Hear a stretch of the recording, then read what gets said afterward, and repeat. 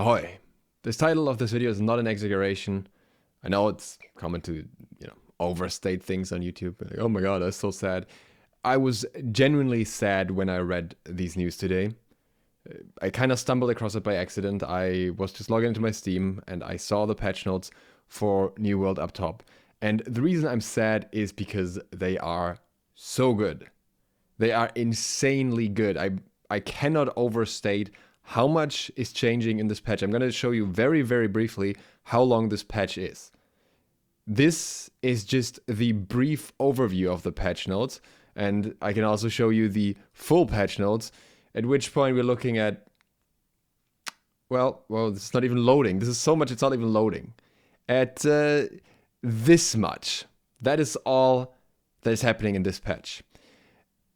And I think if this patch had happened a few months earlier, like not even that long ago, I think this could have saved New World's future. Obviously, whenever we talk about New World, we have to look at the Steam charts. And at this point, they're just very depressing. The only increase that we had here was when they had the free week, basically, where you could test the game for free. So it wasn't actually an increase. And yeah, let's just like 3 months ago, the game still had like a solid 30k-ish player base. And now we're down to less than 20k. And it's so frustrating. The game needed changes and it needed them quicker. And then basically right after, in my opinion, it feels like it's too late. They're coming in. And yeah, it's just something that I wanted to vent a little bit about and rant a little bit about, because so much of this is stuff that we have talked about for a long time and they couldn't fix in time. It's just the team needed more time to work on these things. Maybe they didn't have the experience, maybe they didn't have the technology, whatever, but now they do. And it makes me so sad because it shows in so many ways what New World could have been, what it could have become if things were just happening a little bit quicker and there weren't so many mess ups and bugs in the beginning. I'm gonna go through these patch notes like in a shorter, condensed version and just talk about some things that I personally find interesting. Not everything in detail, obviously, because it is so long. But yeah, I wanted to let anyone who's still at all interested in New World know. I wanted to get this off my chest. I wanted to, maybe some people will be motivated to play again because of this. For me personally, it's probably not going to be worth it, sadly, because from a content creation perspective, it just doesn't really make sense when the game doesn't even have enough of a player base in general to build an audience with. But yeah, nonetheless, it's something that I think it's worth sharing, and yeah, we can just, think about the old times or whatever while we go through it. So the first thing that we have is this new event. It's going to happen, which is basically revolving around music. This is a quick explanation of the PTR. So the event is called Summer Medleyfaire, and one thing that it brings is 5 instruments. I'm very surprised that they didn't just release like one of them earlier and then just did them bit by bit. And they can actually play 31 different songs. So that's already pretty cool. Like just a social element. I feel like there's going to be so much trolling happening with that as well. And maybe if you can use it in wars, and people are going to bang the drums together and whatnot. So that's already pretty cool, right? It's a cool social feature. And there are also like buffs that come along with that. If you have like audience and whatnot, and the buffs are actually pretty good, like gathering luck and gathering yield and all that. So not bad, and really fun. There is a completely new dungeon, Barnacles and Black Powder. This is the dungeon that I personally was most excited for. I think this is in Cutlass Keys, yep. And it's pirate skeleton theme. I thought that sounded so cool, and I expected it to have a really cool layout as well. And seeing the screenshot here, we can make this a little bit bigger maybe. Yeah, you can see that this is like up top, kind of like the Breakwater situation, basically, I'm assuming. But it's like, it looks way cooler. So yeah, sounds really, really fun. There's gonna be like a normal version, then there's gonna be Mutations 2 weeks later. Mutations have some new effects again. Some of them sound kind of familiar, like a Silence Zone, we already had that. But then there's also one against dodging, so that's pretty nice. It's pretty unique, a new interesting feature. And there's also some other things regarding expeditions. So there's a group finder now. There will be no more tuning orbs. Instead, you can run normal expeditions 15 times per day, or 105 times per week, and 25 mutated expeditions per week. So plenty for anyone. Major pain point of the game for a long time, right? People wanted to play the game, but they couldn't. There was no way to play any more dungeons because you ran out of keys for so long that people just stopped playing. And then, well, there were enough keys at that point, but no one cared anymore. And then along with that, there will also be like rewards for anyone who had existing tuning orbs. You get like a bunch of boss loot and stuff instead, and gold as well. So you'll be compensated for that. I'm sure there'll be some back and forth about the specifics of that, but again, that's details. Loot rebalance is happening. So like expeditions will give less gold because you can run them so much, but instead you can get gold from elite chests and corruption breaches twice a day. You get these bags. They each contain 500 coins. Something that they've been doing with a lot of things where you can like get gold for gathering or for dungeons before that or whatever. Yeah, just general stuff that gives you more gold. Then there's some shifts to mutator loot. So on lower tiers you will get more loot that actually makes sense probably. Because like one of the really annoying things about loot in Mutations was that you would always get the jewelry on the low levels, and then on the high levels, when you've already progressed and you've already started spending emerald shards and stuff, you would get the items that allow you to specifically like counter the mutations and counter that dungeon and whatnot. So all the perks that you were looking for, the ward effects and whatnot, and those will now actually drop earlier, so you can actually gather them while you're progressing through the dungeon. I still think that difficulty in Mutators should also be completely overhauled, and Mutations on level 10 should actually be hard, even if you have good gear, but that's another conversation for, I don't know, whenever. Wars are going to be instanced. Massive, important change that people have been asking for since release, because as of now you can be like in a war and it's going to be laggy because there's like other wars going on in the world at the same time, and it's all on the same zone basically, or the same area, server, whatever. And if you have more players in the same zone that are not in the war, that can also affect the performance in the war itself. So yeah, a lot of lag, desync and stuff that could have just been avoided with instance wars. I have no idea why they didn't have that from the start of the game. It's one of those very obvious things you would immediately think is the case. It wasn't the case, but it finally is now. Again, major change for the competitive side of things, which was really big at the start. There are tons and tons and tons of perk changes. We'll look into them in the more detailed patches a little bit more.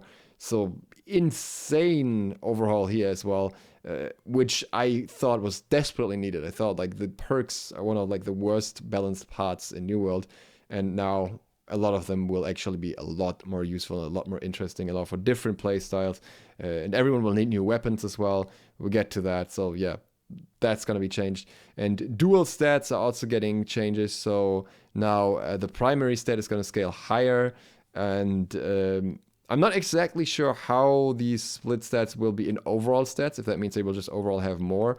It sounds like it will be the case, which would be interesting for like only very specific weapon combinations like hatchet and spear, like, because they scale with the same stats, or musket and rapier.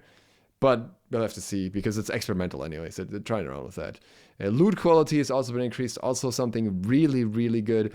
A lot of mobs that are now like just, able to drop gear that is close to 600 gear score, so it can be upgraded, so you can actually use it. So basically, the statement here is like level 59 plus creatures have a chance of dropping up to 600 gear score. And this probably includes various named open world drops as well.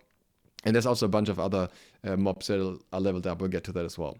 Then there are some other things like gypsum casts, for example. Like they had very bad drops in them most of the time, and now they increase the chance for epic and rare loot, so you can actually use them to get better gear as well. And there is the whole perfect salvage mechanic, completely new mechanic. Won't go into detail here, but basically you can get more stuff like extra gypsum orbs through them. And there's also other stuff where you can get extra like items that you want. We'll get to that. Then there's some trade skill changes, like generally needing less XP for most of them in some ways, most of the crafting, gathering, whatever. again, something that just speeds up people like getting into the game now, and a lot of the gathering progression was a bit slow, so fair enough anyways. And then there's also gonna be a higher chance to get the trade skill clothing, so that's not gonna be as tedious, like especially what was the weapon smithing pants probably. So again, just very good changes that just overall even things out more and make things better through that.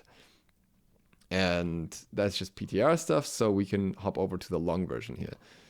We have this all kind of like covered because it's basically the same information again, but then this is like another entirely different section that I want to talk about as well. So there are, this is actually something I hadn't even read yet, but it doesn't matter. There's just so many small things that it's probably not important to go through all of them. But there's, for example, there's changes to the attributes as well. Like if you reach a capstone, like a 50 strength, 100 strength, and so on. Some of them are listed here. Like for example, the stamina damage from 150 strength is reduced from 50 to 25%, and only applies to light attacks now. So blocking gets a lot of value compared to before, and blocking was just significantly underpowered for a very long time. So that is a great change. The 200 con attribute now gives you elemental armor as well as physical armor. So that's also more balanced. It's not so skewed in one direction anymore. You don't have to counterbalance that with your gear. The 250 dex attribute thing just gets a little bit of an update to the tooltip. But there was some more. This is actually interesting. Removed stamina regeneration while in a jump as well. Allows stamina regeneration when rolling after landing from a jump. So I'm not sure what the first, or like how that was abused before, but sure it was. All right. The next bigger ones. Let's have a look. Very big one, for example, is here fixed an issue where various abilities that spawn an entity not scaling gem perk and other status effects, blah, blah, blah. So basically, these abilities like Sticky Bomb, Aether Shrapnel Blast, the path on Hammer as well, they all just basically had the wrong or no proper scaling with gems, and that just massively reduced their damage, made them a lot worse with any elemental gems. So that's completely fixed. Huge change. Among many of the fixes, one of them is that Vicious now applies to headshots properly. Also something that people have been asking for ages. There's a massive amount of changes to the bow. You're not going to go through all of them. One that is very notable is that they removed the stagger from penetrating shot. So that's going to be fun for dual bow users. But there's even an overhaul for an ability. The Splinter Shot is now explosive arrow. So tons and tons of stuff for the bow. Something that people will have to get a feel for to know what it's like at all. And I think very interesting new perspective to figure out. Some buffs on the Fire Staff as well. And the Great Axe actually gets a massive buff, being the charge doesn't clip on enemies behind you anymore. Something, again, that people have been asking for ages. Hatchet probably has the biggest changes in this patch, and they are almost exclusively to the throwing tree. There's some things regarding the light attack chains, but other than that, the entire throwing hatchet skill tree gets overhauled. Again, not something I'm going to go through in complete detail here. You can pause the video and read it if you want. But the overall idea here is that you can now throw without using stamina. I don't know if I can even find it. Yeah, remove stamina cost from throws, but you still have the perk that gives you recovery for stamina when hitting enemies. I think it's critting enemies. So you can still get stamina back, and the social distancing also seems to be a lot more agile now with increased dodge back distance and increased iframes and whatnot. So this like dodge weaving hatchet throwing playstyle at like medium range is probably going to actually be possible now.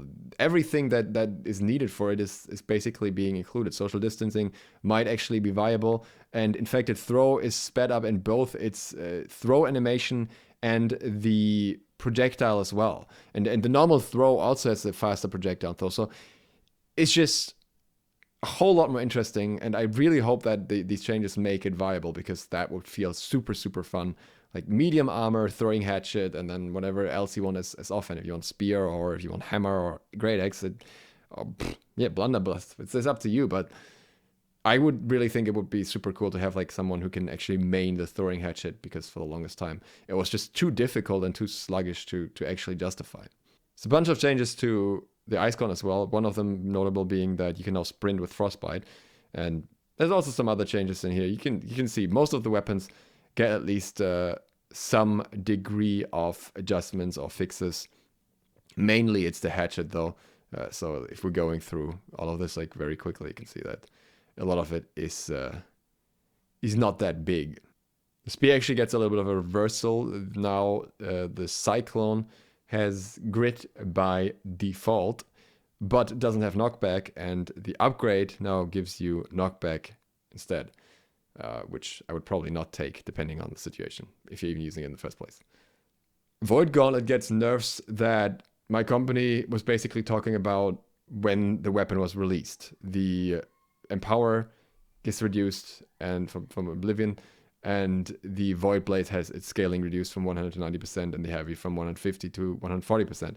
This is something that was a long time coming, but they couldn't initially do it because the Void Gauntlet didn't appear that overwhelming to most players, and they basically had to wait until people recognized how strong the Void Gauntlet really is. At least that was our perspective, because we were talking about how OP the Void Gauntlet is in PvE as well, and a bunch of people in our company were just running 4 Void Blades basically in dungeons, if not 5, whereas most people just thought the Void Gauntlet was bad at the time. So yeah, I'm glad those changes can now be made. People have caught on.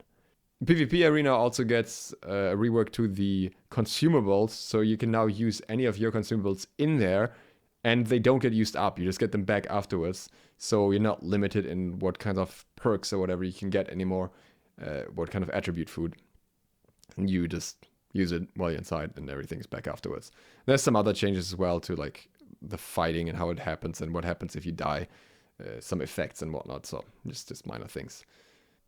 A bunch of mobs in the open world get a level increase to level 63 so that they can get 600 gear score easier, basically. That's a whole list of them here. So those can all be farmed, and I think quite a few of them also have unique drops, so it might actually be worth it depending on what you need. Something that a lot of people have asked for, you get more Umbral Shards on the PvP rewards track for the same salt price. That was a little bit underwhelming beforehand. There's something new called Territory Supplies, which you can buy with corrupted fragments, stone, and wood. So that's what corruption is useful for now, if you want to boost your territory standing in an area massively.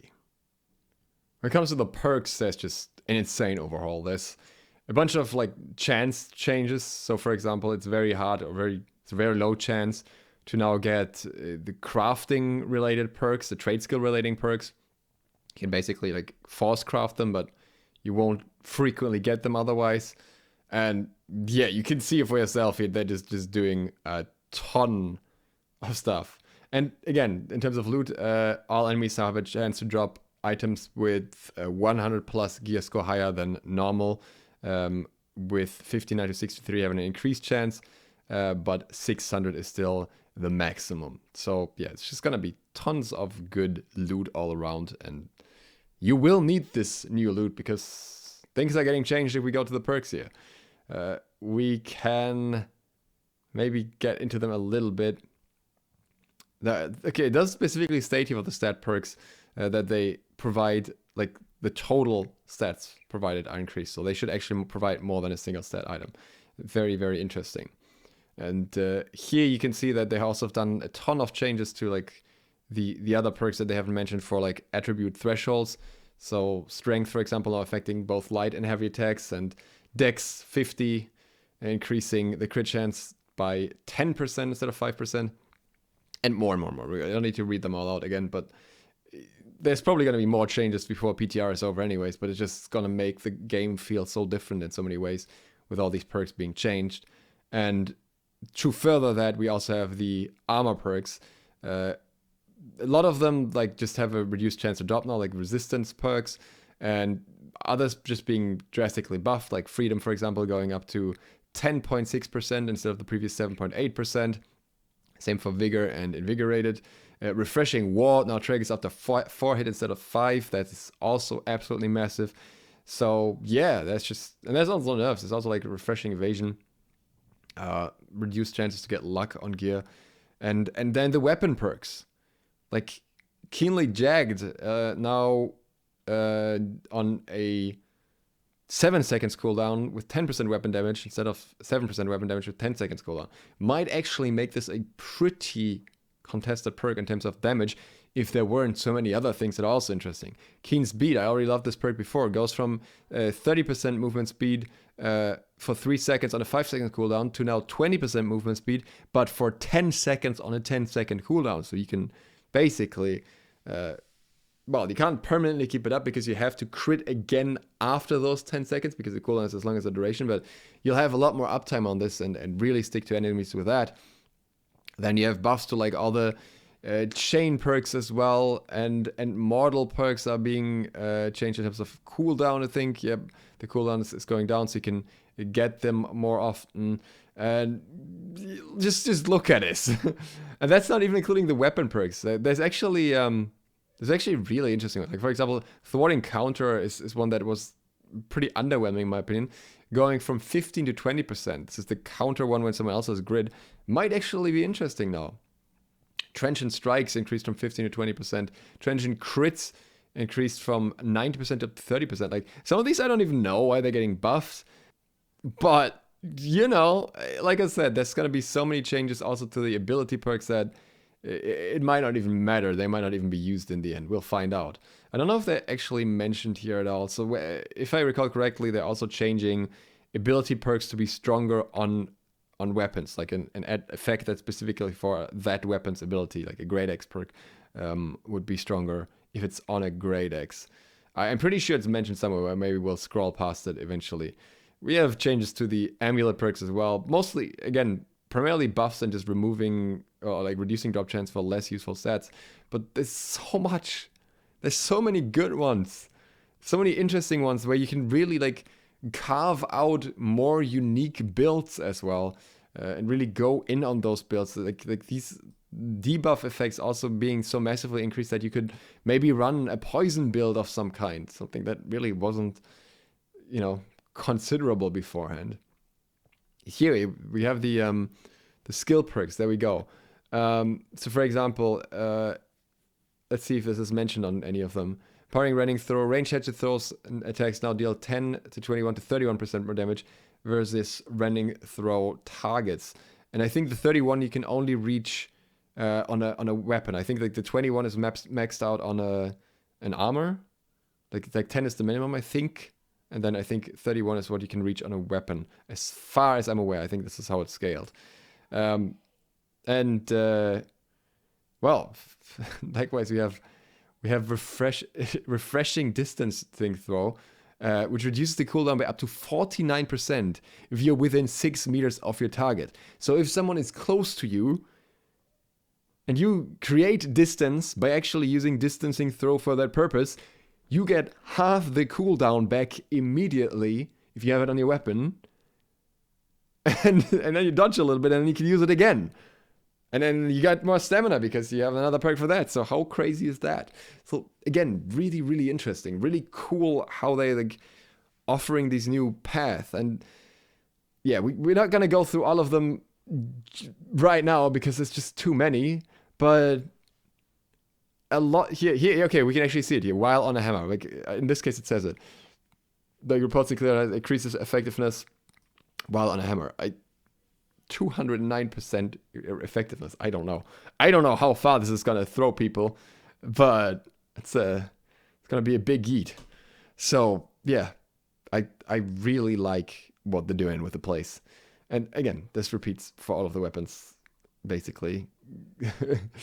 and some of them could be such interesting play styles. Though some are actually getting nerfed, like Accelerate, Defiant Stance getting nerfed, sadly.